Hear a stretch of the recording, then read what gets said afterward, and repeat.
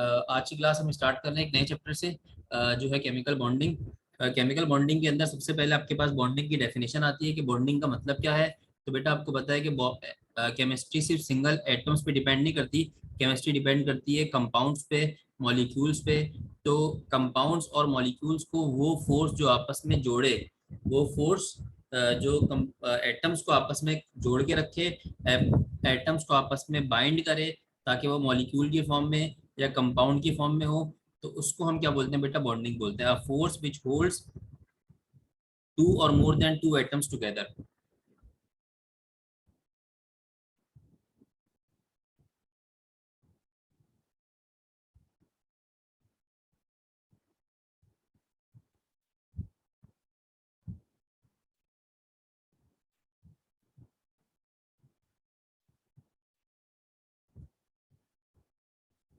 Force which holds two atoms together, इसको हम क्या बोलते हैं? बॉन्डिंग बोलते हैं। There are two types of bonding. Primary bonding होती है, सेकेंडरी बॉन्डिंग होती है। प्राइमरी बॉन्डिंग बेटा हम उसको कहते हैं जो बिटवीन एटम्स हो।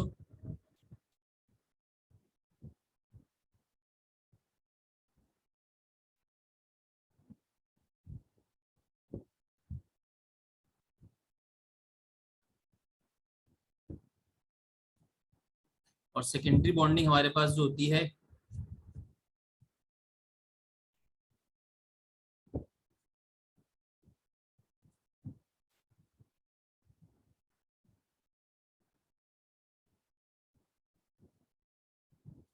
वो आपके पास बिटवीन मॉलिक्यूल्स होती है। अच्छा, टाइप्स ऑफ बॉन्डिंग पर जाते हैं तो आपके पास basically classical types of bonding आती है, जिसके अंदर आपके पास आयनिक बॉन्डिंग आती है। आयनिक बॉन्ड के अलावा कोवलेंट बॉन्डिंग आती है और डेटिव बॉन्डिंग आती है, टाइप जिसको कोऑर्डिनेट कोवलेंट बॉन्ड बोलते हैं। ठीक है, तो टाइप्स ऑफ बॉन्ड वही पुराने हैं आपके पास।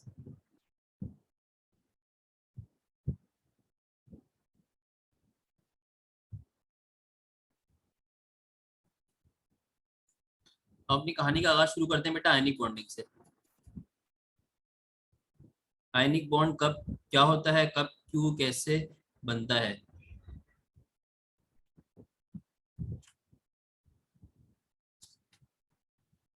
अच्छा जी, आयनिक बॉन्डिंग के हवाले से बात करें तो आयनिक बॉन्डिंग बेसिकली एक इलेक्ट्रोवैलेंट बॉन्ड होता है। ये आपके पास इलेक्ट्रोस्टैटिक फोर्स, इलेक्ट्रोस्टैटिक फोर्स का मतलब फोर्स बिटवीन टू चार्जेस, दो चार्जेस के दरमियान जो फोर्स लगती है, फोर्स ऑफ अट्रैक्शन हो या फोर्स ऑफ रिपल्जन हो। यहाँ पे फोर्स ऑफ अट्रैक्शन की बात करते हैं हम। तो दो चार्जेस के दरमियान जो फोर्स होती है, उस फोर्स को हम बोलते हैं electrostatic force. The electrostatic force between two oppositely charge ions, वो क्या नाम है अपना, एक पॉजिटिवली चार्ज आइन हो, दूसरा आपके पास नेगेटिवली चार्ज आइन हो, दोनों एक दूसरे के करीब आए और एक बॉन्ड क्रिएट कर लें, एक बॉन्ड फॉर्म कर लें, उस बॉन्ड को हम क्या बोलते हैं? आयनिक बॉन्ड बोलते हैं। अच्छा, एक एटम होगा जो आपके पास हाईली इलेक्ट्रोनेगेटिव होगा और दूसरा आपके पास हाईली इलेक्ट्रो पॉजिटिव होगा। ठीक है, मेटल्स और नॉन मेटल्स के दरमियान होती है। अगर हम बात करें तो ये कोर बॉन्डिंग है, इसको कर्नल बॉन्डिंग का नाम भी दिया जाता है। कोर बॉन्डिंग या कर्नल बॉन्डिंग मतलब सर इसके बारे में क्या कह रहे हैं कि ये ऐसी फोर्स है। अगेन बॉन्डिंग का मतलब क्या होता है? बॉन्डिंग एक फोर्स का दूसरा नाम है। फोर्स ऑफ अट्रैक्शन को हम बॉन्डिंग ही बोलते हैं। तो ये फोर्स ऑफ अट्रैक्शन किसकी वजह से हो? इलेक्ट्रोस्टैटिक फोर्स ऑफ अट्रैक्शन हो या अपोजिटली चार्ज आइन की वजह से फोर्स ऑफ अट्रैक्शन हो।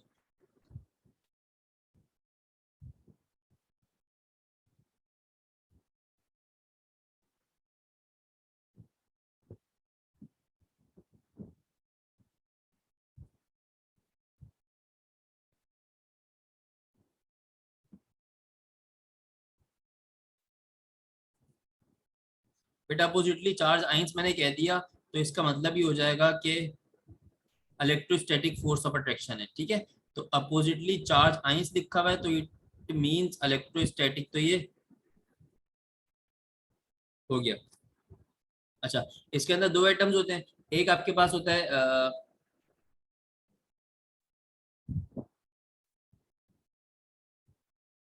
One atom should be highly electronegative,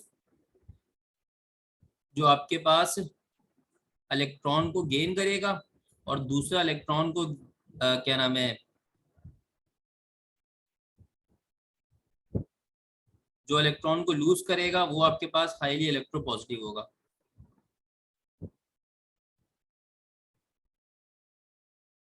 electropositive, ठीक है। इसी तरह ये बनती है किसके दरमियान बेटा, मेटल्स एंड नॉन मेटल्स के दरमियान। एक मेटल होता है जो आपके पास इलेक्ट्रोपॉजिटिव होता है, इलेक्ट्रॉन लूज करता है, और दूसरा आपके पास नॉन मेटल होता है जो इलेक्ट्रोनेगेटिव होता है, इलेक्ट्रॉन को गेन करता है। ठीक है,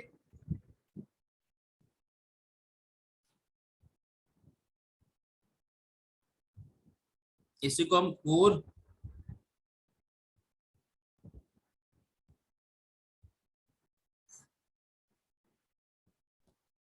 अच्छा, बुक खोलेंगे तो बुक में अच्छी खासी इसकी प्रॉपर्टीज लिखी हुई है, वो प्रॉपर्टीज में डिस्कस करते जाता हूँ, बताते जाता हूँ बेटा।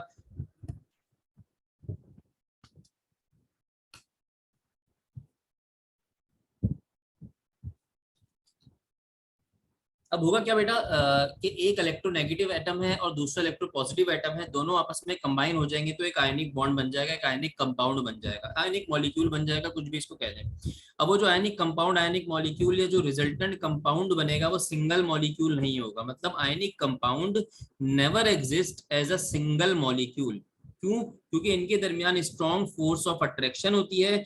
थाउजेंड्स ऑफ मॉलिक्यूल्स होते हैं जो अरेंज होते हैं एक डेफिनेट पैटर्न में, और वो क्रिस्टल बनाते हैं। और आयनिक कंपाउंड क्रिस्टलाइन सॉलिड बनाते हैं। कौन सा सॉलिड बनाते हैं? क्रिस्टलाइन सॉलिड, या इसको हार्ड सॉलिड कहते हैं। तो ionic compound as a single molecule exist नहीं करता, क्योंकि इनके दरमियान फोर्स ऑफ अट्रैक्शन बहुत ज्यादा होती है। तो थाउजेंड ऑफ मॉलिक्यूल्स एक रेगुलर पैटर्न में अरेंज होते हैं, और रेगुलर पैटर्न में अरेंज होने के बाद वो क्या बनाते हैं? क्रिस्टलाइन सॉलिड बनाते हैं। तो ionic compound forms crystalline solid. अच्छा, बहुत हार्ड होता है ये, हार्ड सॉलिड्स होते हैं, तो इनका मेल्टिंग पॉइंट और इनका बॉइलिंग पॉइंट वो भी क्या होता है? बहुत ज्यादा हार्ड होता है। They are only soluble in polar solvent. ये हमेशा पोलर सॉल्वेंट के अंदर क्या होते हैं बेटा? डिसॉल्व होते हैं। गुड कंडक्टर होते हैं क्या नाम है, इलेक्ट्रिसिटी के, क्योंकि जाहिर सी बात है चार्जेस की कहानी, जहाँ पे चार्जेस की कहानी होती है वो आपके पास क्या नाम है, इलेक्ट्रिसिटी के गुड कंडक्टर होते हैं। इलेक्ट्रोलाइट्स भी बहुत अच्छे होते हैं। इलेक्ट्रोलाइट्स का मतलब क्या होता है बेटा? ऐसे सब्सटेंसेस जो वाटर में जाके अपने आयंस में ब्रेक हो जाए, प्लस माइनस में ब्रेक हो जाए, तो they are good electrolytes, but only in aqueous solution. मतलब ये आपके पास एक्वस सोल्यूशन में इलेक्ट्रोलाइट होते हैं। या इनका दूसरा तरीका होता है कि आप इनको मेल्ट कर लें, मोल्टन स्टेट में लेके चले जाएं, तब भी इलेक्ट्रोलाइट के तौर पे बिहेव करते हैं। आयनिक कंपाउंड की कंडीशन क्या है? कि आयनिक कंपाउंड की कंडीशन ये है कि इनके दरमियान, मतलब जो भी एटम्स आपस में इन्वॉल्व हुए हैं, इनके दरमियान जो इलेक्ट्रोनेगेटिविटी का डिफरेंस है वो शुड बी ग्रेटर देन 1.7 हो, तो वो आयनिक कंपाउंड बनता है। ठीक है, इलेक्ट्रोनेगेटिविटी डिफरेंस।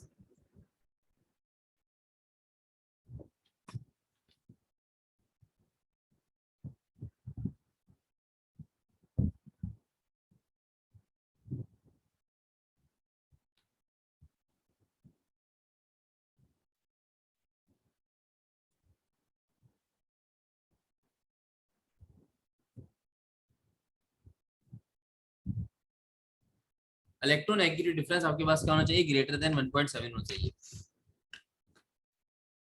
इसके अगेंस्ट जो दूसरी बॉन्डिंग होती है वो आपके पास होती है बेटा कोवेलेंट बॉन्डिंग।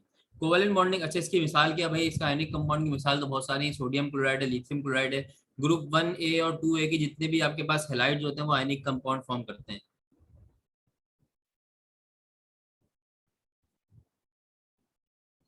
अगेन बेटा, ये आयनिक बॉन्ड, कोवेलेंट बॉन्ड, इसके खाली आपने ओवरव्यू ही करना है। नॉर्मली इसके अंदर से इतना कुछ वो आपसे पूछता नहीं है।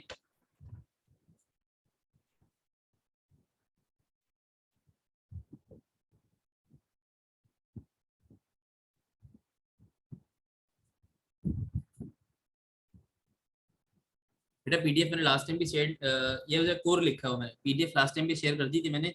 लेकिन पिछली क्लास में पीडीएफ इतनी वो नहीं थी, क्योंकि मैंने ज्यादातर वर्बली हमने काम किया था, तो इसलिए मैंने शायद पिछली सॉलिड की नहीं शेयर की थी। आज ही मैं शेयर कर दूंगा।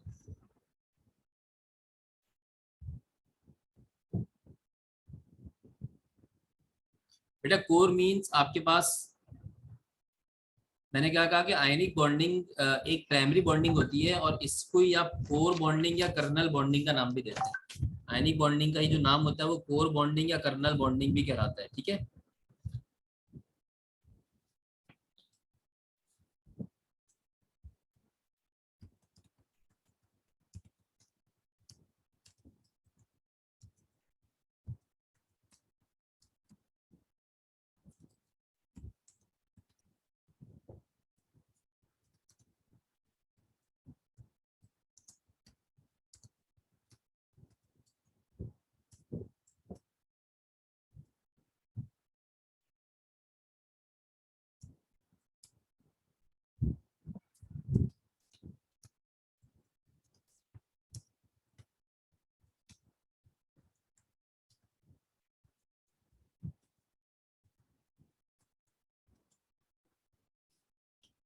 इस बात की बेटा लफ्जी कोई कॉन्सेप्चुअली मतलब नहीं है, बस एक कोर बॉन्डिंग है, कर्नल बॉन्डिंग कहलाती है।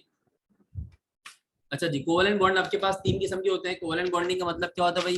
कोवेलेंट बॉन्डिंग आपके पास तब होती है जब आपके पास इलेक्ट्रॉन की शेयरिंग हो। शेयरिंग ऑफ इलेक्ट्रॉन जब होती है तो वो आपके पास कोवेलेंट बॉन्डिंग होती है। अब शेयरिंग ऑफ इलेक्ट्रॉन क्या? Mutual sharing of electron. इससे पहले हमने क्या देखा था? फोर्स ऑफ अट्रैक्शन है। फोर्स ऑफ अट्रैक्शन मतलब एक पॉजिटिव आइन है और एक नेगेटिव आइन है। बेटा मैंने एक छोटा सा पॉइंट लिखा है, इतनी मुश्किल बात नहीं है। One atom should be highly electronegative. जो आपके पास इलेक्ट्रॉन गेन करने वाला एटम है वो हाईली इलेक्ट्रोनेगेटिव होना चाहिए। सपोज सोडियम क्लोराइड का फिनोमिना है, सोडियम पे पॉजिटिव चार्ज है, क्लोरीन पे नेगेटिव चार्ज है। तो जो क्लोरीन इलेक्ट्रॉन गेन करेगा इसकी इलेक्ट्रोनेगेटिविटी ज्यादा होनी चाहिए ताकि इजिली इलेक्ट्रॉन ये गेन कर ले। ठीक है।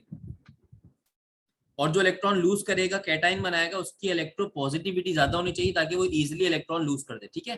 तो मैंने क्या कहा था? आयनिक बॉन्ड बनाते हुए एक atom should be highly electronegative and other atom should be highly electro positive. सही है। अच्छा जी, कोवेलेंट बॉन्डिंग हमारे पास क्या होती है? म्यूचुअल शेयरिंग ऑफ इलेक्ट्रॉन होती है टू एटम्स के दरमियान, इसको हम बोलते हैं covalent bonding. There are two types of covalent bonding on the basis of bond, on the basis of types of bond, और दूसरा होता है on the basis of electron sharing. तो आपके पास केमिकल बॉन्डिंग की दो टाइप्स निकलती हैं। एक होता है भाई सिंगल कोवेलेंट बॉन्ड। जब आपके पास एक इलेक्ट्रॉन पेयर शेयर हो तो आपके पास बनता है single covalent bond. Single covalent bond को हम सिंगल लाइन से डोनेट करते हैं। सपोज हाइड्रोजन हाइड्रोजन के दरमियान कोवेलेंट बॉन्ड बना है तो हमने सिंगल लाइन रखी है, तो ये सिंगल कोवेलेंट बॉन्ड है। इसी तरह ऑक्सीजन ऑक्सीजन के दरमियान डबल कोवेलेंट बॉन्ड बना है तो हमने डबल डबल लाइन शेयर की है। सिंगल कोवेलेंट का मतलब एक इलेक्ट्रॉन पेयर शेयर होगा, इसमें दो इलेक्ट्रॉन पेयर शेयर किए जाएंगे। नाइट्रोजन नाइट्रोजन की बात करें तो नाइट्रोजन नाइट्रोजन में तीन इलेक्ट्रॉन पेयर शेयर किए जाते हैं, तीन एक नाइट्रोजन के, तीन दूसरे नाइट्रोजन के। तो आपके पास ये बनता है triple covalent bond. Single covalent bond को सिंगल लाइन से, डबल कोवेलेंट बॉन्ड को डबल लाइन से, ट्रिपल कोवेलेंट बॉन्ड को ट्रिपल लाइन से हम शो करते हैं। ठीक है चंदा। Secondly, on the basis of charges, charges की बुनियाद पे कोवेलेंट बॉन्ड की दो टाइप्स हैं। एक को आप बोलते हैं बेटा पोलर कोवेलेंट बॉन्ड, दूसरे को आप बोलते हैं नॉन पोलर कोवेलेंट बॉन्ड।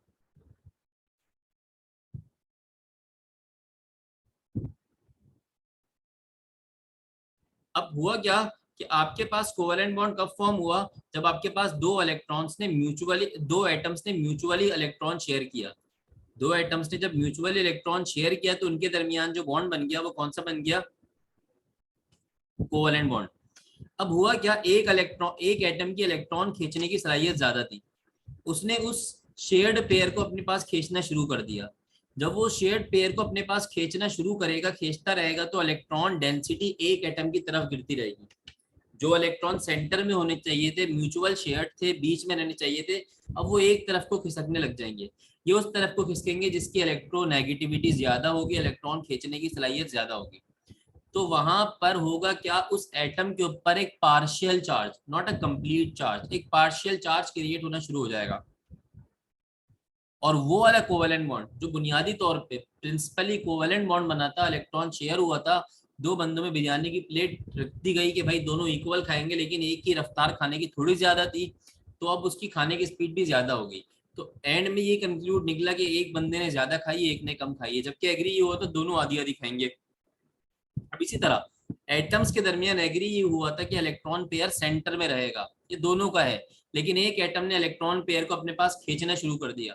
तो ये वाला कोवेलेंट बॉन्ड जिसपे पार्शियल चार्जेस आ जाते हैं चंदा, इस कोवेलेंट बॉन्ड को हम बोलते हैं पोलर कोवेलेंट बॉन्ड। क्या बोलते हैं? Polar covalent bond. सही है।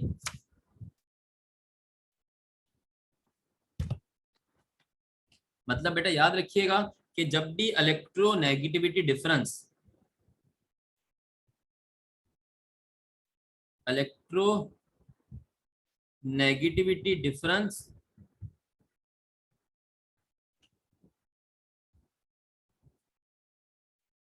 0.4 से 1.6 तक हो, 0.4 से 1.6 तक, 6 तक हो, तो इसको हम बोलते हैं बेटा एग्जैक्टली जाहिर सी बात है, जब हाइड्रोजन क्लोरीन के दरमियान एक बॉन्ड बना, ये हाइड्रोजन है, दूसरा आपके पास क्लोरीन है, सिंगल कोवेलेंट बॉन्ड बना था, लेकिन क्लोरीन की इलेक्ट्रोनेगेटिविटी ज्यादा थी तो इसने इलेक्ट्रॉन पेयर को अपने पास खींचना शुरू कर दिया। तो क्लोरीन पे पार्शियल नेगेटिव और हाइड्रोजन पे पार्शियल पॉजिटिव पोल्स क्रिएट हो गए। तो इस चीज को आप डायपोल भी बोल सकते हो, इसको डायपोल भी बोल सकते हो। ठीक है। डायपोल का मतलब दो पोल्स क्रिएट हो गए। बेटा ये केमिकल बॉन्डिंग पढ़ रहे हैं, चंदा केमिकल बॉन्डिंग पढ़ रहे हैं। तो इलेक्ट्रोनेगेटिविटी डिफरेंस अगर 0.4 से 1.6 तक हो तो इसका मतलब क्या होता है कि हमारे पास पोलर कोवेलेंट बॉन्ड बना है। लेकिन अगर यही इलेक्ट्रोनेगेटिविटी डिफरेंस हमारे पास 0 से लेके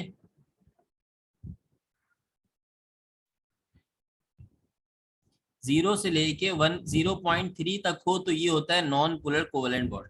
अब polar covalent bond, non polar covalent bond ये है।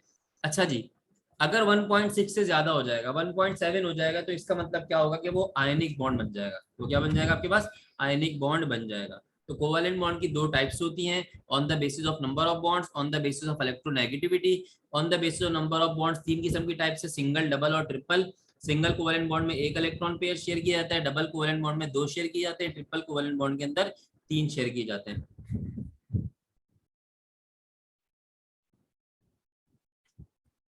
सपोज हाइड्रोजन हाइड्रोजन की बात करूं भाई, हाइड्रोजन हाइड्रोजन के दरमियान जो बॉन्ड बना है वो क्या होगा भाई? सिंगल कोवेलेंट बॉन्ड भी होगा, और इसको नॉन पोलर बोलेंगे क्योंकि इलेक्ट्रॉन खींचने की सलाहियत दोनों की बराबर है। इसकी भी इलेक्ट्रोनेगेटिविटी 2.1, इसकी भी इलेक्ट्रोनेगेटिविटी 2.1, 2.1 माइनस 2.1, डिफरेंस क्या आ जाएगा आपके पास? जीरो आ जाएगा। कोवेलेंट बॉन्ड की कैरेक्टरिस्टिक्स की बात करें तो आयनिक बॉन्ड में हमने क्या पढ़ा भाई? आयनिक बॉन्ड बहुत हार्ड होते हैं, सॉलिड होते हैं, और आयनिक बॉन्ड में आपके पास आपने क्या पढ़ा था कि उनका मेल्टिंग बॉइलिंग पॉइंट क्या होता है? ज्यादा होता है। Covalent compounds can exist as a single molecule. Ionic bond हमने पढ़ा था कि वो सिंगल मॉलिक्यूल में एग्जिस्ट नहीं करते। फोर्स ऑफ अट्रैक्शन ज्यादा होने की वजह से बहुत सारे मॉलिक्यूल्स रेगुलर पैटर्न में अरेंज हो जाते हैं और क्रिस्टलाइन सॉलिड बनाते हैं। Covalent compound can exist as a single molecule.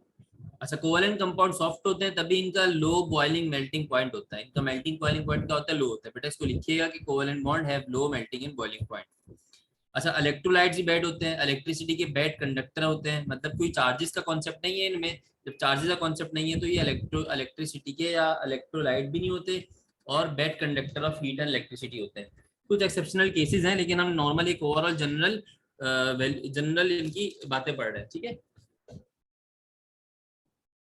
Soluble in polar अच्छा पोलर को, अच्छा इसमें लाइक डिजोल्व लाइक का चक्कर होता है। लाइक डिजोल्व लाइक एक कॉमन टर्म इस्तेमाल की जाती है।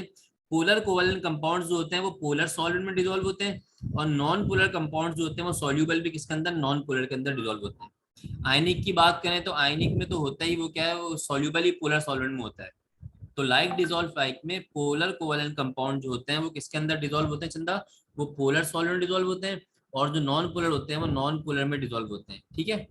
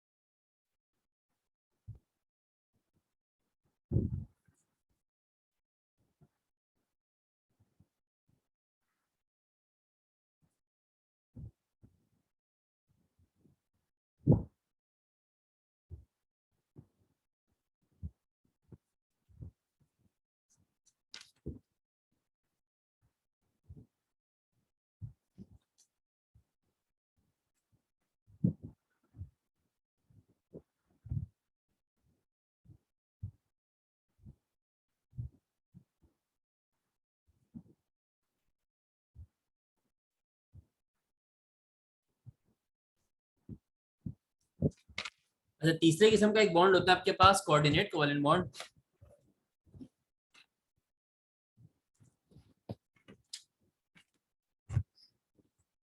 बेटे छोटे नन्हे मुन्ने पॉइंट्स अपनी कॉपी में नोट करते रहते हैं, लेकिन बता देता हूँ कि इनका low melting point and boiling point है, ठीक है। पोलर जो होते हैं वो डिसॉल्व होते हैं,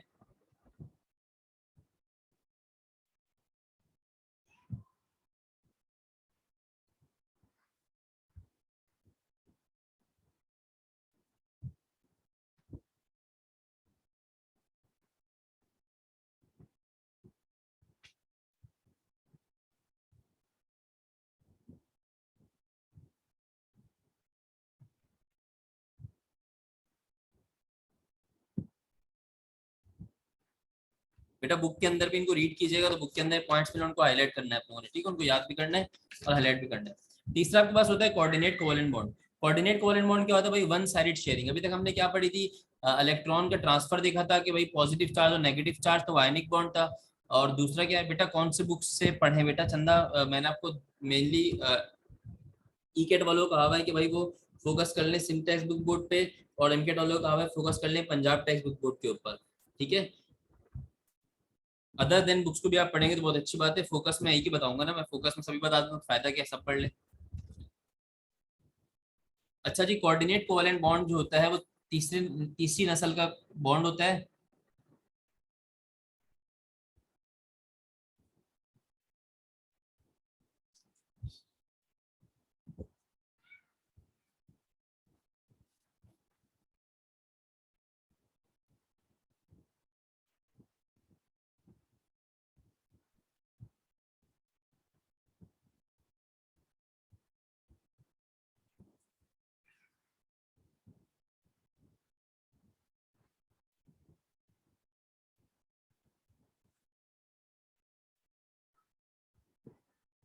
ये जो होता है इसमें वन साइडेड शेयरिंग होती है। वन साइडेड शेयरिंग का मतलब भाई एक इलेक्ट्रॉन रिच जो भी सब्सटेंस होगा जिसके पास लोन पेयर मौजूद होगा, वो दूसरे एटम को अपना लोन पेयर शेयर कर देगा और उसके साथ एक बॉन्ड बना लेगा, जिसको हम क्या बोलते हैं, डेटिव या कोऑर्डिनेट कोवेलेंट बॉन्ड। इसको आप लिखते क्या है कि भाई इसमें वन साइडेड,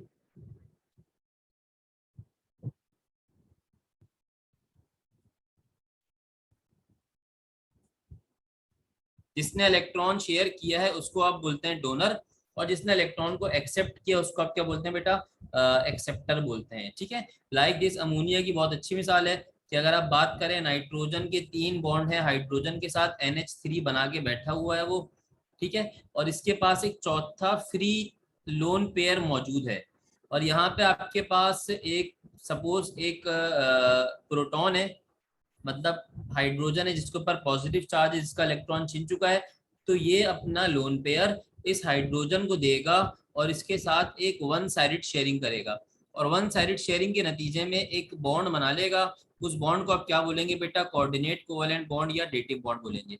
इसके 3 बॉन्ड तो अपनी जगह पे एच डीज रहेंगे, H, नाइट्रोजन, नाइट्रोजन, हाइड्रोजन, और एक एक्स्ट्रा बॉन्ड बन जाएगा जो कि इस हाइड्रोजन से बनेगा। और डेटिव बॉन्ड को हम शो किससे करते हैं बेटा, एरो से शो करते हैं। एरो का हेड उसकी तरफ होता है जो एक्सेप्टर होता है, एरो का टेल उसकी तरफ होता है जो डोनर होता है। और अगेन डोनर एक्सेप्टर इलेक्ट्रॉन देने लेने की कहानी हुई है, शेयरिंग नहीं हुई है, तो यहाँ पर एक पॉजिटिव चार्ज आता है, ठीक है।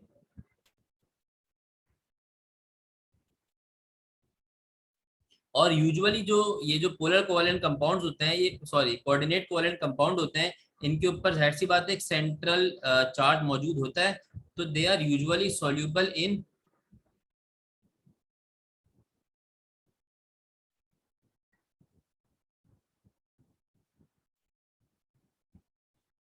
Usually soluble in polar solvent.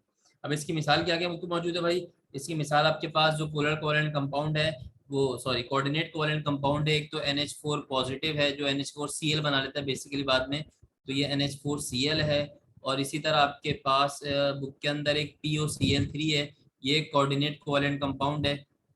अब इसके अंदर इसके स्ट्रक्चर भी खोल खोल के दिए हुए हैं, तो वो आप देख लें, स्ट्रक्चर को वैसे पढ़ने की जरूरत नहीं है, लेकिन देख लीजिए कि नजर के कोऑर्डिनेट कोवेलेंट बॉन्ड कैसे बन रहा है। मिथाइल नाइट्रेट है, इसी तरह आपके पास अल्यूमिनियम क्लोराइड है, Al2Cl6, ठीक है। तो these are the examples of मतलब इनके अंदर कोऑर्डिनेट कोवेलेंट बॉन्ड एग्जिस्ट करता है, दीज आर द एग्जांपल्स। और ये जो होते हैं यूजुअली ये आपके पास सॉल्युबल होते हैं किसके अंदर, पोलर कोवेलेंट बॉन्ड के अंदर सॉल्युबल होता है, पोलर सॉल्वेंट्स के अंदर सॉल्युबल होते हैं।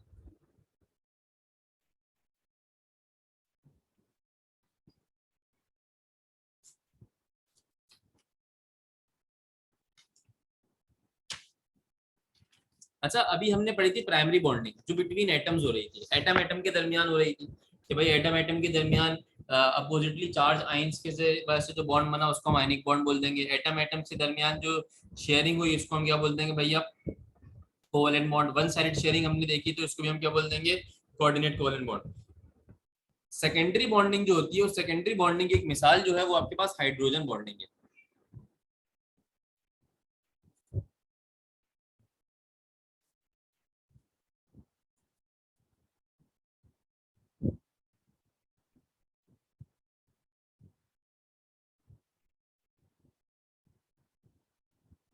सेकेंडरी बॉन्डिंग की एक अच्छी मिसाल जो है, या सेकेंडरी बॉन्डिंग की जो मिसाल होती है बेटा, वो क्या है? Hydrogen bonding. अभी हाइड्रोजन बॉन्डिंग के अंदर पूरे पूरे मॉलिक्यूल्स इन्वॉल्व होते हैं। अभी हाइड्रोजन बॉन्डिंग होती क्या है भाई?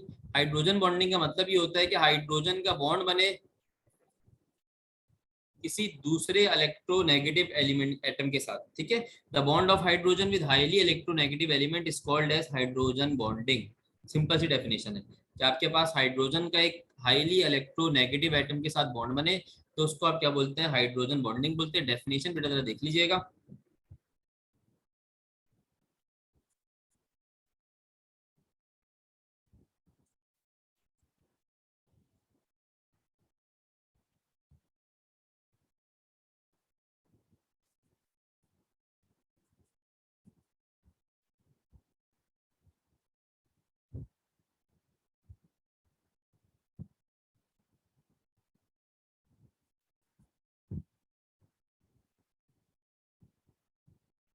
अब हाइड्रोजन बॉन्डिंग इन्वॉल्व कहाँ कहाँ होती है बेटा? सिर्फ याद रखिएगा, जब हाइड्रोजन इन बिटवीन मॉलिक्यूल्स, अभी आ रहा हूँ सबर करें, जब हाइड्रोजन आपके पास इन तीन चीजों के साथ जुड़ा हुआ हो, FON, फ्लोरीन, ऑक्सीजन और नाइट्रोजन, तो हाइड्रोजन बॉन्डिंग यहाँ पे इन्वॉल्व होती है। कहाँ कहाँ? जहाँ पे फ्लोरीन हो, हाइड्रोजन हो और ऑक्सीजन हो।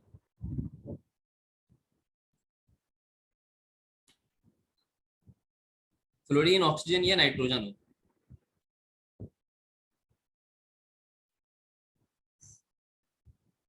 अब मिसाल करते हैं, मिसाल की बात करते हैं कि हाइड्रोजन की बात करते हैं। जब हाइड्रोजन ऑक्सीजन के साथ कंबाइन होता है तो एक कॉमनली नोन एज कंपाउंड बनता है जिसको हम क्या बोलते हैं? वाटर बोलते हैं। अब वाटर का स्ट्रक्चर क्या होता है कि एक ऑक्सीजन के साथ दो हाइड्रोजन लगे हुए होते हैं। सपोज ऐसे ही होता है कि एक ऑक्सीजन है, एक हाइड्रोजन मान लेते हैं इधर लगा हुआ है, एक हाइड्रोजन मान लेते हैं इधर लगा हुआ है। इसी तरह वाटर का एक दूसरा मॉलिक्यूल भी होगा, तो ये रहा ऑक्सीजन, ये रहा इसका हाइड्रोजन, ये रहा इसका हाइड्रोजन। इसी तरह वाटर का एक तीसरा मॉलिक्यूल होगा भाई, ये रहा ऑक्सीजन, ये रहा हाइड्रोजन और ये रहा हाइड्रोजन, ठीक है। इसी तरह वाटर का एक चौथा मॉलिक्यूल भी होगा, ये रहा ऑक्सीजन। मतलब बहुत सारे नंबर ऑफ मॉलिक्यूल्स होंगे वाटर के यहाँ पर। ये ऑक्सीजन, ये रहा हाइड्रोजन और ये रहा हाइड्रोजन। अब जी होता क्या है?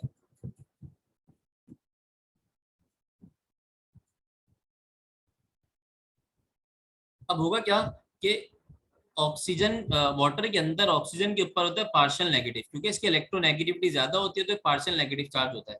और हाइड्रोजन पे होता है पार्शियल पॉजिटिव। तो एक मॉलिक्यूल का, मैंने क्या कहा था, बिटवीन मॉलिक्यूल से बॉन्डिंग बनती है। एक मॉलिक्यूल का पार्शियल नेगेटिव हाइड्रोजन दूसरे मॉलिक्यूल के पार्शियल पॉजिटिव हाइड्रोजन पे नजर रखे और उससे दोस्तियां बढ़ाना चाहे और एक वीक बॉन्डिंग उससे क्रिएट कर ले। दिस डॉटेड लाइन या वीक बॉन्डिंग को हम क्या बोलते हैं? Hydrogen bonding. एक मॉलिक्यूल का ऑक्सीजन दूसरे मॉलिक्यूल के हाइड्रोजन के साथ पार्शियल पॉजिटिव और पार्शियल नेगेटिव होने की वजह से क्या करे? एक बॉन्ड बना ले। और एक वीक बॉन्ड होता है, सेकेंडरी बॉन्ड होता है, तो इस बॉन्डिंग को हम क्या बोलते हैं? हाइड्रोजन बॉन्डिंग बोलते हैं, जो कि एटम के स्ट्रक्चर को स्ट्रॉन्ग कर देता है। एटम के स्ट्रक्चर क्या करता है? स्ट्रॉन्ग कर देता है। अभी हाइड्रोजन बॉन्डिंग हर जगह मौजूद होगी। जहां जहां हाइड्रोजन होगा वो अपने अपोजिट ऑक्सीजन के साथ, और जहां जहां ऑक्सीजन होगा वो अपना अपोजिट हाइड्रोजन के साथ क्या करेगा बेटा? बॉन्डिंग क्रिएट कर लेगा। और इस डॉटेड लाइन वाली बॉन्डिंग को आप क्या बोलते हैं चंदा? हाइड्रोजन बॉन्डिंग बोलते हैं। क्या बोलते हैं इसको हम? Hydrogen bonding. अब हाइड्रोजन बॉन्डिंग के लिहाज से बोलते था भाई करेक्ट ऑर्डर बता दो इलेक्ट्रोनेगेटिव एलिमेंट्स का। तो इलेक्ट्रोनेगेटिविटी को यहाँ से इम्तिहान लेता है। तो भाई करेक्ट ऑर्डर क्या होता है? सबसे हाईली नेगेटिव फ्लोरीन होता है, फ्लोरीन के बाद ऑक्सीजन होता है, देन आपके पास नाइट्रोजन होता है, देन आपके पास कार्बन होता है। तो ये क्या इलेक्ट्रोनेगेटिव ऑर्डर है। लेकिन हाइड्रोजन बॉन्डिंग आपके पास फ्लोरीन, ऑक्सीजन और नाइट्रोजन में एग्जिस्ट करती है, कार्बन के अंदर एग्जिस्ट नहीं करती, खाली ऑप्शन के उसने खेला हुआ है, ठीक है।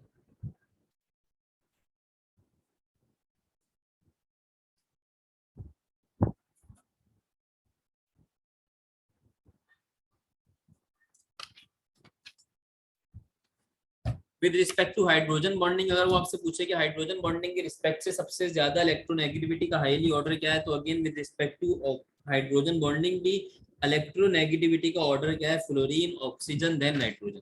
विद रिस्पेक्ट टू इलेक्ट्रोनेगेटिविटी भी सेम है।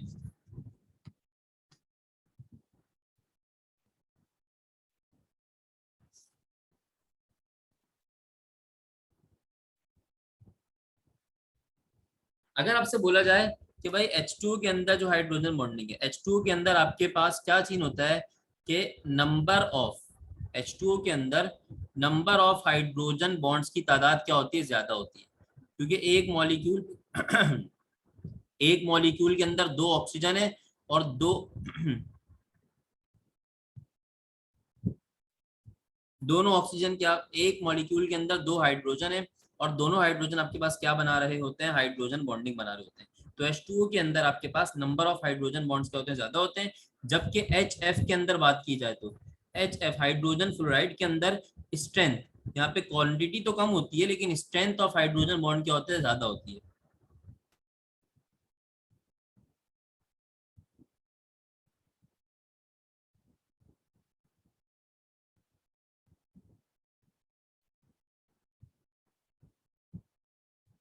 स्ट्रेंथ ऑफ हाइड्रोजन बॉन्ड क्या होती है, ज्यादा।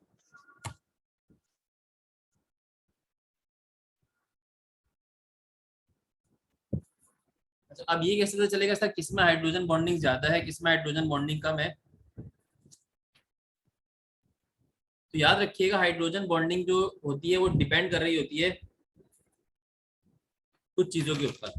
वो किस पे डिपेंड कर रही होती है, hydrogen bonding depends over electronegativity difference. Hydrogen bonding की जो डिपेंडेंसी होती है वो होती है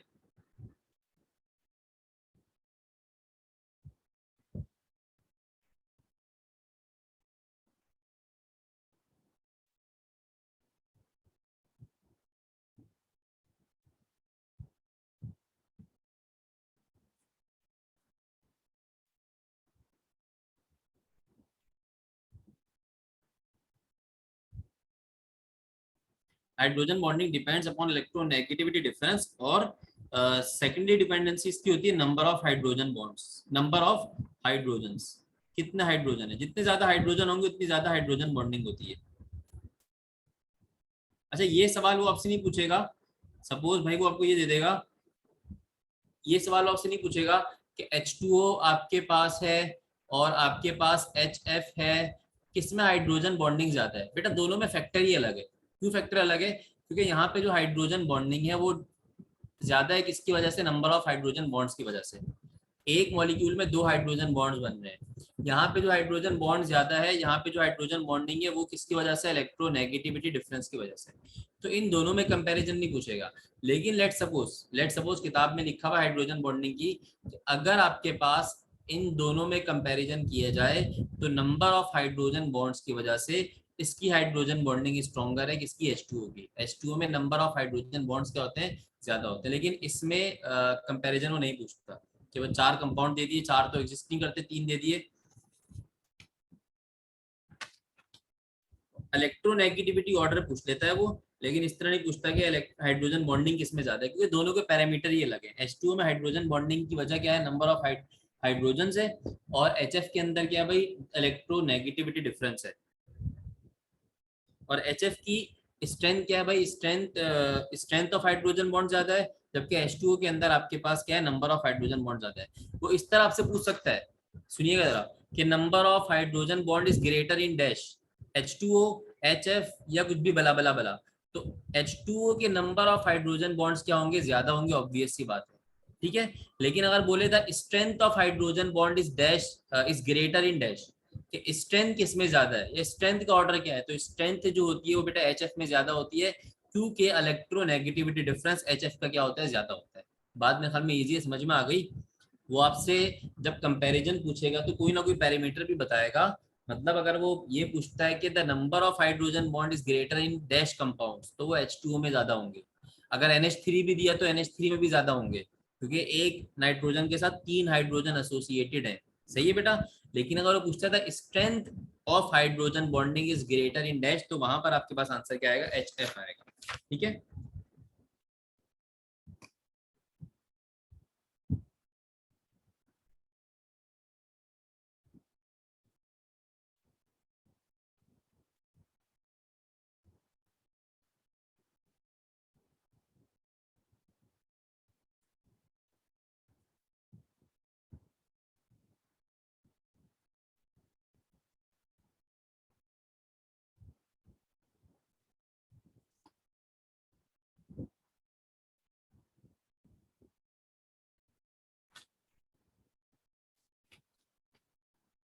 बेटा ये ऐसे हो सकता है, अगर H2O है तो H2O में number of hydrogen bonds greater है, और अगर आपके पास HF है तो HF के अंदर strength of bond is greater है। तो मैंने कहा सवाल का नेचर यही होगा कि strength of hydrogen bond is greater in dash. तो स्ट्रेंथ H2O में कम होगी और HF में ज्यादा होगी, क्योंकि H2O में इलेक्ट्रोनेगेटिविटी डिफरेंस कम है। लेकिन अगर बोलता है कि नंबर ऑफ हाइड्रोजन बॉन्ड्स किसमें ज्यादा है, नंबर ऑफ हाइड्रोजन बॉन्ड्स किसमें ज्यादा है, तो number of hydrogen bonds obviously वहां ज्यादा होंगे जहां पे हाइड्रोजन की तादाद ज्यादा है। तो H2O में 2 हाइड्रोजन है, HF में सिंगल हाइड्रोजन है। तो आपके पास हाइड्रोजन बॉन्ड की तादाद किसमें ज्यादा होगी, H2O में ज्यादा होगी। सही है।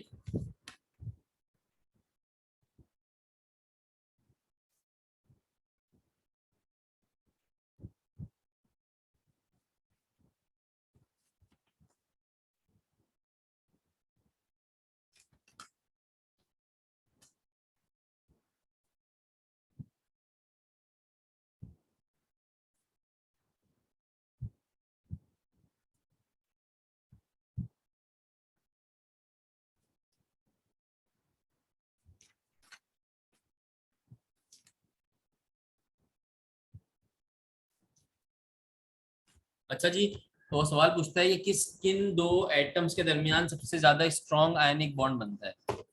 आयनिक बॉन्ड किन दो एटम्स के दरमियान सबसे ज्यादा स्ट्रॉन्ग बनेगा। तो आयनिक बॉन्ड की कंडीशन क्या थी कि one atom should be electronegative, other should be electropositive.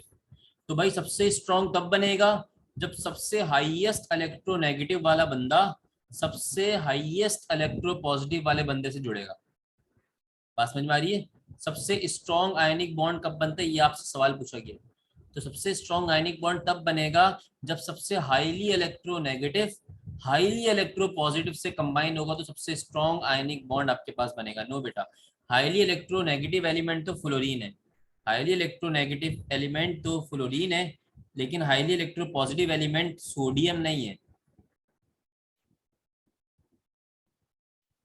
तो सबसे ज्यादा स्ट्रॉन्ग आयनिक बॉन्ड बनता है चंदा जब आपके पास सीजियम कंबाइन होता है फ्लोरीन से। हाईली इलेक्ट्रोपॉजिटिव, हाईली इलेक्ट्रोनेगेटिव, और इसके अंदर जो आयनिक करेक्टर होता है वो 92% होता है। सबसे स्ट्रॉन्ग आयनिक बॉन्ड है ये, 92% आयनिक करेक्टर होता है इसमें। सोडियम क्लोराइड की बात की जाए तो सोडियम क्लोराइड भी एक स्ट्रॉन्ग आयनिक बॉन्ड बनाता है, लेकिन इसका जो आयनिक करेक्टर होता है वो तकरीबन 72% होता है। ये कैलकुलेटेड वैल्यू आपने कैलकुलेट नहीं करनी। ये आयनिक करेक्टर के अंदर मतलब आयनिक करेक्टर ऑफ अ बॉन्ड के अंदर ये लिखी हुई होती है कैलकुलेटेड वैल्यू। HF की बात करें, हाइड्रोजन और फ्लोरीन की, तो इसके दरमियान भी आयनिक बॉन्ड बनता है और इसका आयनिक करेक्टर तकरीबन 64% होता है। सबसे HCl की बात करें तो HCl के अंदर, HCl का बेसिक बॉन्ड तो कोवलेंट बॉन्ड है, लेकिन HCl के अंदर जो आपके पास आयनिक करेक्टर होता है पोलर कोवलेंट बॉन्ड है, तो पोल्स क्रिएट होते हैं। तो इसका जो आयनिक करेक्टर होता है वो तकरीबन 17% होता है, 17% होता है। ठीक है, ये कुछ वैल्यूज हैं, ये जहन में रखिएगा।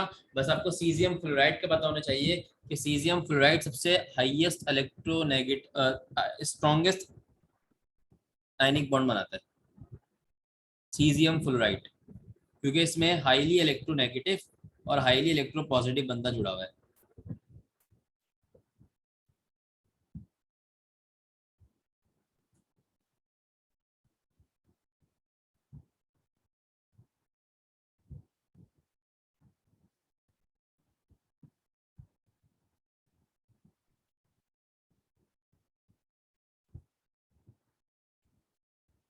तो कंप्लीट करने मूव करना है हमने।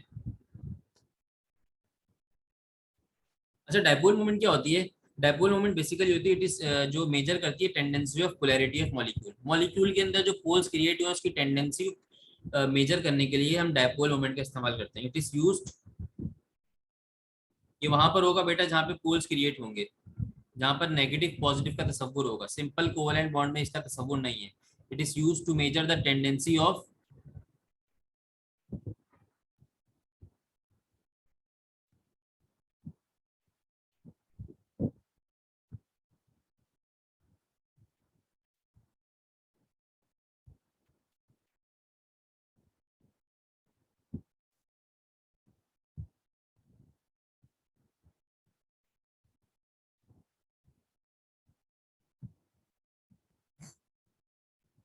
Is used to measure tendency of polarity of molecule.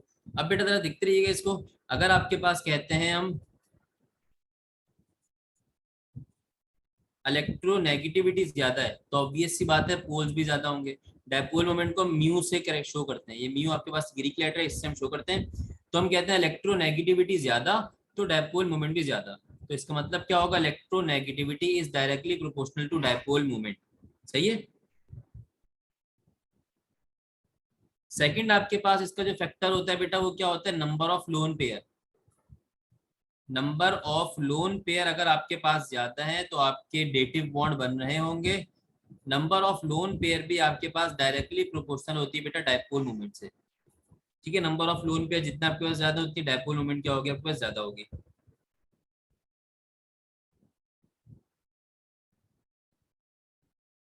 अगर डायपोल मोमेंट की बेटा हाईएस्ट और लोएस्ट की बात करें तो आपके पास एच एफ जो होता है हाइड्रोजन फ्लोराइड, उसकी डायपोल मोमेंट होती है हाईएस्ट, एस हाईएस्ट।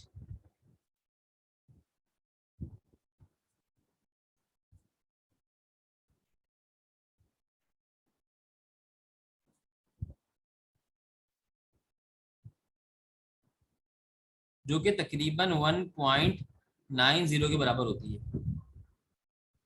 अगर NH3 की बात करें तो NH3 में हाई NH3 है लोएस्ट। ये बेटा ये हाईएस्ट और लोएस्ट की बस आपने डेफिनेशन वो याद रखनी है कि हाईएस्ट कौन होता है, लोएस्ट कौन होता है।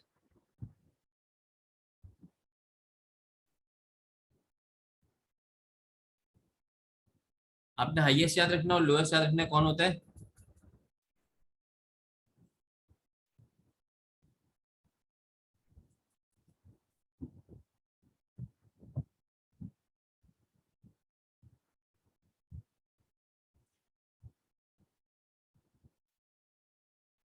अच्छा, जब भी कोई एटम प्रॉपर शेप में होगा, किसी का प्रॉपर ज्योमेट्री होगी, सपोज अगर एटम की ज्योमेट्री लीनियर है, ट्राइगोनल है, टेट्राहेड्रल है, कोई किसी भी ज्योमेट्री पर कोई कंपाउंड एग्जिस्ट कर रहा होगा, कोई मॉलिक्यूल या कोई कंपाउंड किसी प्रॉपर ज्योमेट्री पर होगा, किसी रेगुलर शेप पे होगा, तो उसकी डायपोल मोमेंट क्या होगी, जीरो होगी। लेकिन अगर वो इम्प्रॉपर शेप होगा, मतलब उसका कोई शेप नहीं होगा, तो उसकी कुछ ना कुछ डायपोल मोमेंट होगी। ठीक है, dipole moment is zero for regular structures.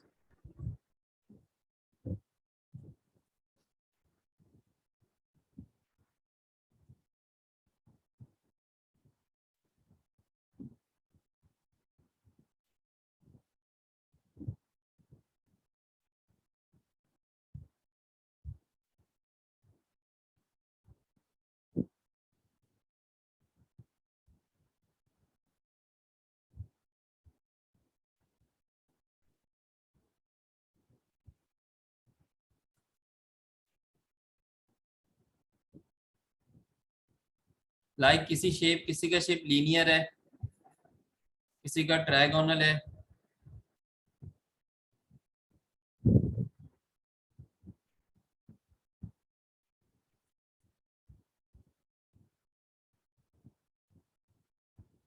sp3 sp2 hybridisation का कॉन्सेप्ट है, उसमें लेकर आएंगे, उसमें हम इसको लेकर आएंगे। लेकिन अगर रेगुलर शेप नहीं है तो उसकी कुछ ना कुछ डायपोल मोमेंट की वैल्यू होगी, और वो डायपोल मोमेंट की वैल्यू फिर आपको याद नहीं करनी, बस आपको पता होना चाहिए कि रेगुलर शेप नहीं है, इम्प्रॉपर शेप है, तो हम उसकी कुछ ना कुछ डायपोल मोमेंट की वैल्यू होगी। ठीक है।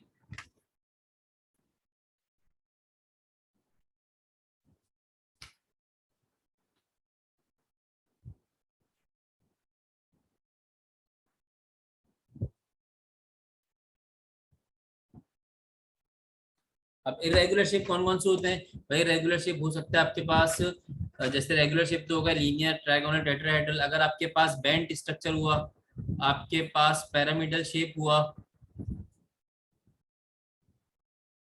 तो इस तरह के अगर आपके पास शेप हुए तो इसमें आपके पास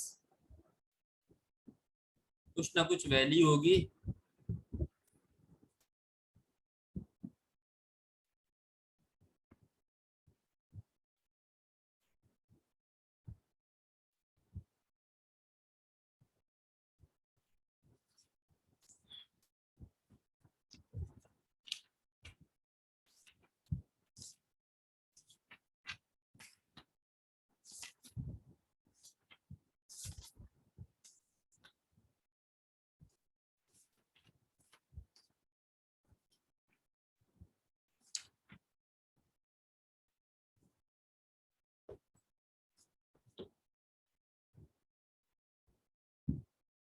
शेप का आपको कैसे पता चलेगा बेटा? शेप का आपको हमेशा पता चलेगा जब हम अभी थोड़ी सी देर बाद या कल की क्लास में हाइब्रिडाइजेशन स्टार्ट करेंगे, तो हम हाइब्रिडाइजेशन के बाद हम देखेंगे कि इस एटम पे कौन सी हाइब्रिडाइजेशन होती है। जब हम ये पकड़ लेंगे कि इस कंपाउंड पे क्या हाइब्रिडाइजेशन होती है, तो हम उससे शेप को भी आइडेंटिफाई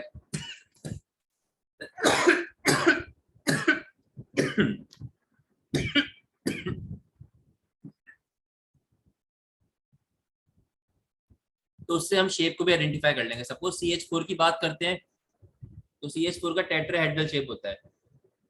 C2H4 की बात करते हैं तो उसका ट्रायगोनल शेप होता है। C2H2 की बात करते हैं तो उसका लीनियर शेप होता है। लेकिन ये कब पता चलेगा? जब हम कल H2O की बात करें तो H2O के अंदर डायपोल मोमेंट एग्जिस्ट करती है, उसकी वैल्यू भी होती है क्योंकि उसका बेंड शेप होता है, एंगुलर शेप होता है। तो हाइब्रिडाइजेशन कवर करने के बाद हमको भी शेप भी पता चल जाएगा किसका शेप क्या होता है। मेरा नेक्स्ट टॉपिक एटॉमिक स्ट्रक्चर नहीं, नेक्स्ट चैप्टर एटॉमिक स्ट्रक्चर होता है।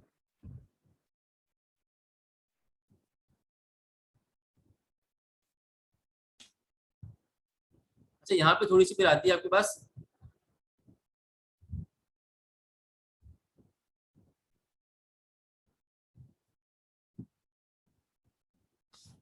गिव मी जस्ट 1 मिनट, पानी पीने।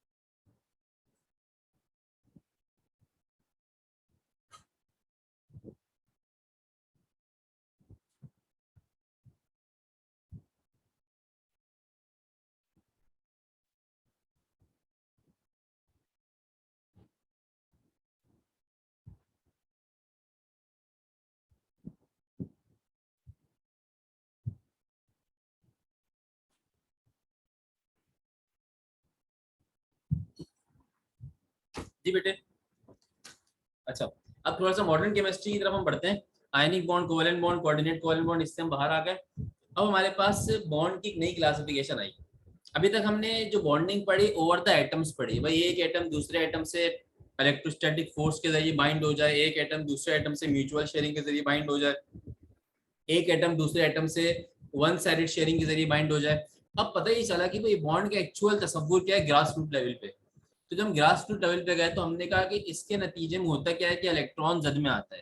या तो इलेक्ट्रॉन गेन और लूज होता है, या तो इलेक्ट्रॉन म्यूचुअल शेयर होता है, या ही इलेक्ट्रॉन आपके पास वन साइडेड शेयरिंग होती है। अब पता ही चला कि इलेक्ट्रॉन्स रहते क्या हैं, तो इसका कॉन्सेप्ट चैप्टर नंबर 3 के अंदर है। लेकिन यहाँ आपको थोड़ा सा बता दें कि इलेक्ट्रॉन्स आपके पास एटम के अंदर मेन शेल्स के अंदर नहीं बल्कि ऑर्बिटल्स के अंदर रहते हैं। ये जो ऑर्बिटल्स होते हैं ये आपके पास बेटा मेन शेल या सब शेल कहलाते हैं। मेन शेल के अंदर सब शेल्स कहलाते हैं। सपोज आपने पढ़ा होगा कि एक न्यूक्लियस है, न्यूक्लियस के अराउंड आपके पास ये पहला शेल मौजूद है, इसको के शेल बोलते हैं। दूसरा शेल मौजूद है, इसको एल शेल बोलते हैं। तीसरा शेल मौजूद है जिसको एम शेल बोलते हैं। ऐसा कुछ हमने पढ़ा हुआ है, सही बेटा। अब ये जो के शेल है मेन शेल है, इसके अंदर आपके पास सब शेल्स पाए जाते हैं। वो जो आपके पास अंदर सब शेल्स पाए जाते हैं, उन सब शेल का तस्वुर क्या होता है? सब शेल्स आर, वो क्या होता है आपके पास? एस होता है, पी होता है, डी होता है और एफ होता है। ठीक है।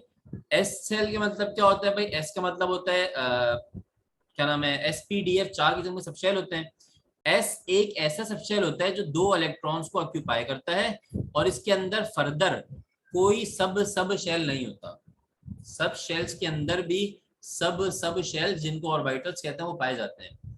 और एस शेल शेल का जो स्ट्रक्चर होता है वो स्फेरिकल होता है, like football structure, spherical structure होता है।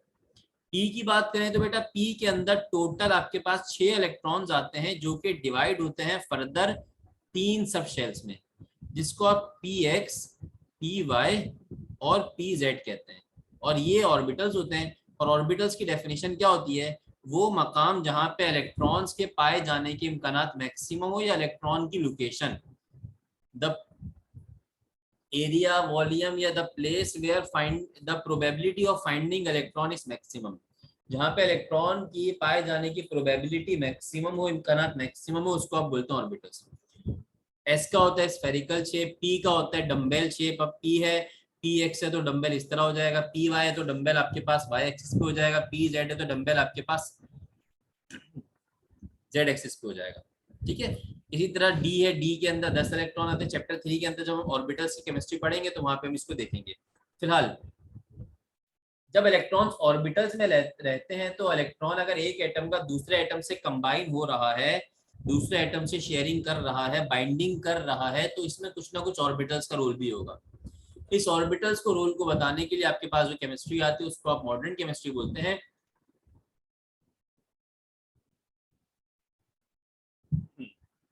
और ऑर्बिटल्स के रोल के लिए आपके पास दो किस्म के बॉन्ड्स होते हैं।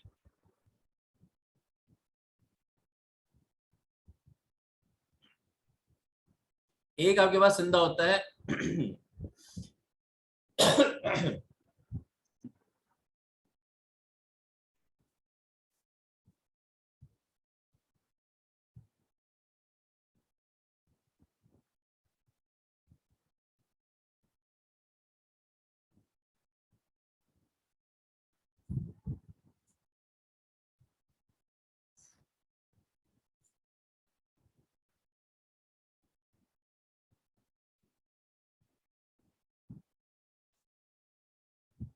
एक आपके पास होता है सिग्मा बॉन्ड, दूसरा आपके पास होता है पाई बॉन्ड होता है। अब अगर ऑर्बिटल्स की जो ओवरलैपिंग है वो इस तरह हो रही हो बेटा, एस और एस, एक एस ऑर्बिटल है दूसरे एस ऑर्बिटल के साथ साइड बाय साइड ओवरलैपिंग हो,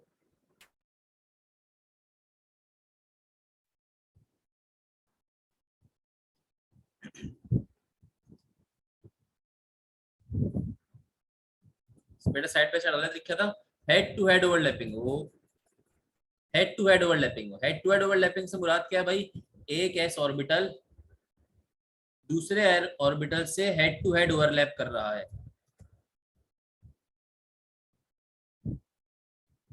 ये एस ऑर्बिटल दूसरे एस ऑर्बिटल से हेड टू हेड ओवरलैपिंग कर रहा है। इस तरह की ओवरलैपिंग अगर आपके पास हो तो हम कहते हैं जो बॉन्ड बनता है वो कौन सा बनता है बेटा, सिग्मा बॉन्ड बनता है।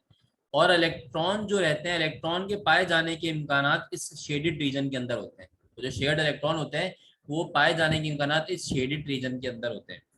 इसी तरह अगर आपके पास पी और पी की ओवरलैपिंग हो,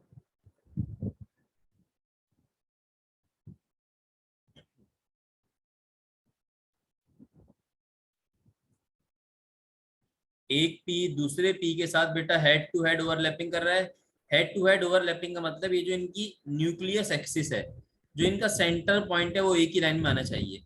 this is called as head to head overlapping. तो इसको हम बोलते हैं बेटा सिग्मा बॉन्ड। ये सिग्मा बॉन्ड बनाते हैं, इसको सिग्मा से शो करते हैं। और ये प्राइमरी बॉन्ड होता है। प्राइमरी का मतलब दो एटम्स के दरमियान जो पहला बॉन्ड बनेगा वो हमेशा सिग्मा बनेगा, पहले के अलावा दूसरा और तीसरा जो बॉन्ड बनेगा वो हमेशा पाई बॉन्ड होगा। तो ये प्राइमरी बॉन्ड होता है और ये स्ट्रॉन्गर देन पाई होता है, पाई बॉन्ड से स्ट्रॉन्गर होता है ये। और ये किस किस दरमियान बन सकता है भाई, ये एस और एस के दरमियान, और हमारे पास जो केमिस्ट्री है उसके अंदर पी और पी के दरमियान बनता है। ठीक है, ये बनता है लेकिन हम एस और पी की केमिस्ट्री पढ़ते हैं तो एस और एस और टी और पी के दरमियान बनता है। अच्छा, जो पाई बॉन्ड होता है वो आपके पास संदा होता है जो हेड टू हेड ओवरलैपिंग नहीं बल्कि साइड बाय साइड या पैरेलल ओवरलैपिंग करे, किनारों से ओवरलैपिंग करे।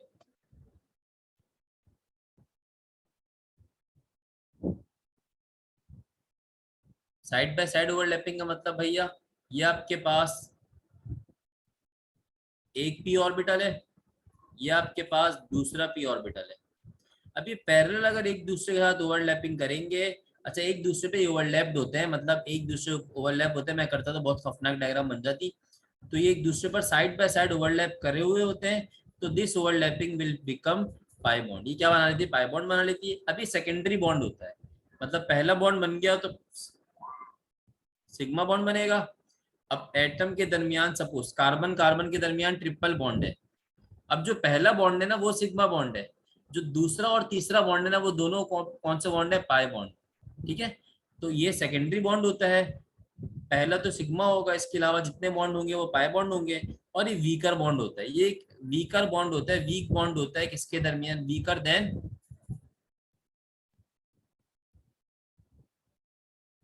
सिग्मा। सिग्मा के मुकाबले में क्या होता है, एक वीक बॉन्ड होता है।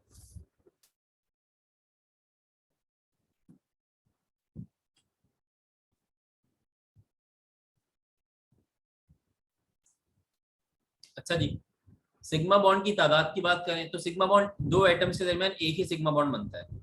दो एटम्स के दरमियान सिग्मा बॉन्ड होता है वो एक ही बनता है। तो the minimum and maximum number of sigma bond is one. Sigma bond के मिनिमम नंबर क्या होंगे, वन, और मैक्सिमम क्या क्या होगा, वन।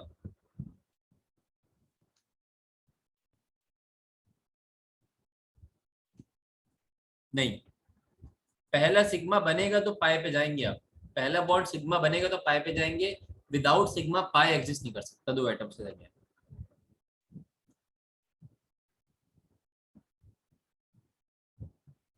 मिनिमम एंड मैक्सिमम ये वन होते हैं। और इसकी बात की जाए तो minimum zero and maximum to.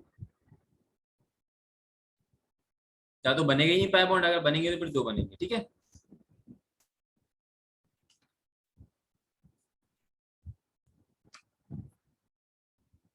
अच्छा, सिग्मा बॉन्ड क्या करता है भाई।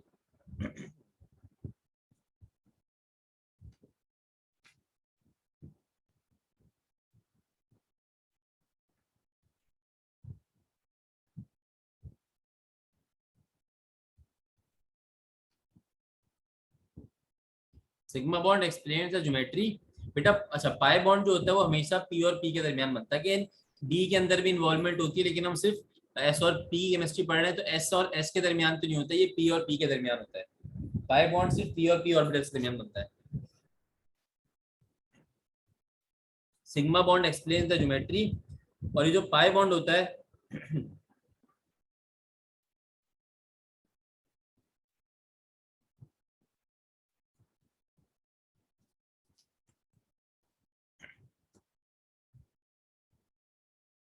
Pi bond basically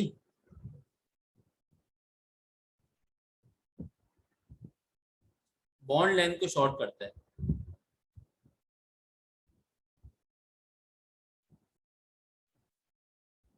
pi bond जो होता है वो बॉन्ड लेंथ को क्या करता है, शॉर्ट कर देता है।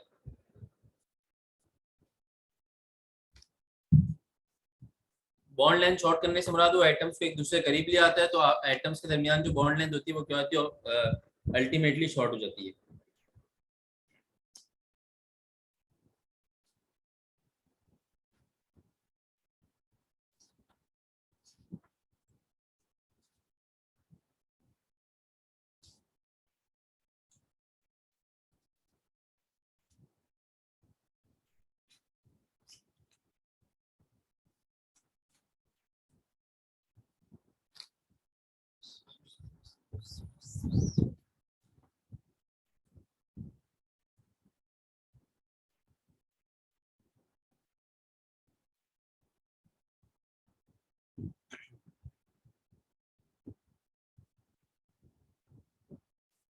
ऑब्वियस सी बात है बेटा, जो कोवेलेंट बॉन्ड पाई बॉन्ड है बेसिकली कोवल अपना सिग्मा बॉन्ड और पाई बॉन्ड ने बेसिक जो निकल के आए वो कोवेलेंट बॉन्ड से निकल के आए हैं।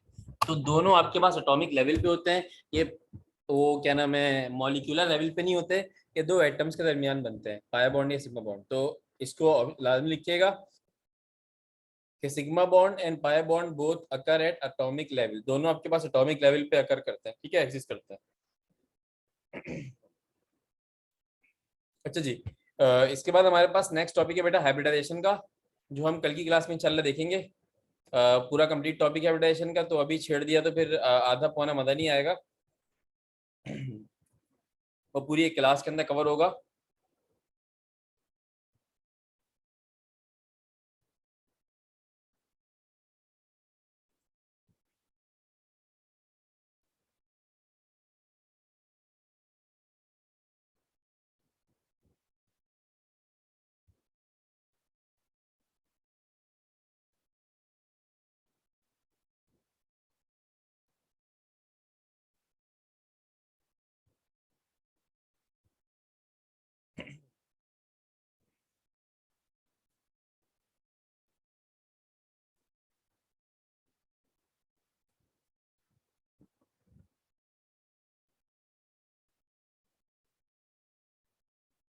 बेटे सॉलिड्स का टॉपिक पीपीटी से मैं इंशाल्लाह या तो चैप्टर नंबर 3 स्टार्ट करने से पहले करा दूंगा, या चैप्टर नंबर 3 कोशिश मेरी ये पहले चैप्टर 3 से पहले करवा दूंगा।